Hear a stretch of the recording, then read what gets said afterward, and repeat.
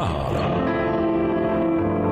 Chaque jour, Charles et Carole vous présentent la leçon de l'école du sabbat.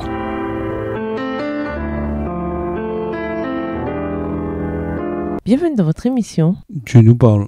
Nous voilà à la leçon de jeudi. Allez dans le monde entier. Lisons Marc 16 et versets 14 à 20. Qu'a dit Jésus à ses disciples quand il leur est apparu et que signifient ces mots pour nous aujourd'hui? Marc 16 versets 14 à 20. Enfin, il apparut aux 11 pendant qu'ils étaient à table et leur reprocha leur incrédulité et la dureté de leur cœur, parce qu'ils n'avaient pas cru ceux qu'il avait vus ressusciter. Puis il leur dit, allez par tout le monde et prêchez la bonne nouvelle à toute la création. Celui qui croira et qui sera baptisé sera sauvé, mais celui qui ne croira pas sera condamné. Voici les miracles qui accompagneront ceux qui auront cru en mon nom. Ils chasseront les démons, ils parleront de nouvelles langues. Ils saisiront des serpents. S'ils boivent quelque breuvage mortel, il ne leur fera point de mal. Ils imposeront les mains aux malades et les malades seront guéris. Le Seigneur, après leur avoir parlé, fut enlevé au ciel et il s'assit à la droite de Dieu. Et ils s'en allèrent prêcher partout. Le Seigneur travaillait avec eux et confirmait la parole par les miracles qui l'accompagnaient. Les premiers mots de Jésus à ses disciples ne sont rapportés qu'au discours indirect, dans Marc 16, verset 14. Il les réprimande pour leur incrédulité et leur dureté de cœur. Cette question de l'incrédulité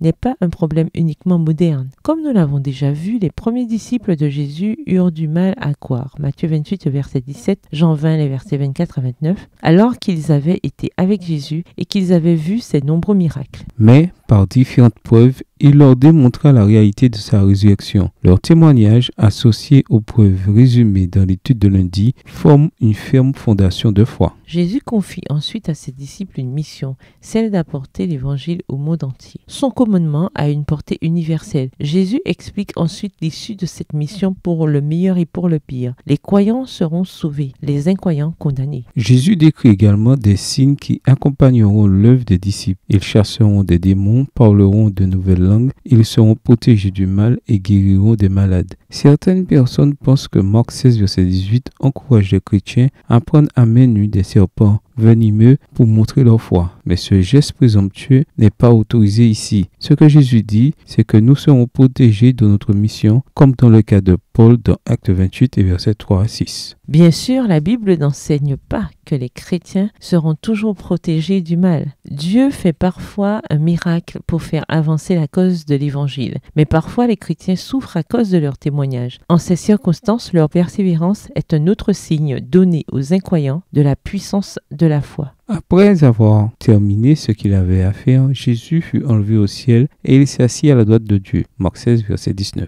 Il monta s'asseoir à la droite de Dieu, siège du pouvoir suprême, car Jésus avait vaincu toutes les forces du mal. Remarquez le dernier verset. Ils allèrent partout prêcher l'évangile, mais ils n'allèrent pas seuls. Le Seigneur œuvrait avec eux et confirmait la parole par les signes qui l'accompagnaient. Marc 16, verset 20. Il était avec eux alors et promet d'être avec nous, tandis que nous continuons l'œuvre qu'ils ont commencée. Je suis avec vous tous les jours jusqu'à la fin du monde. Matthieu 28, verset 20. Quel réconfort peut-on et doit-on tirer de cette promesse, tandis que nous cherchons nous aussi à proclamer l'évangile partout. Au revoir. Et à demain si Dieu veut.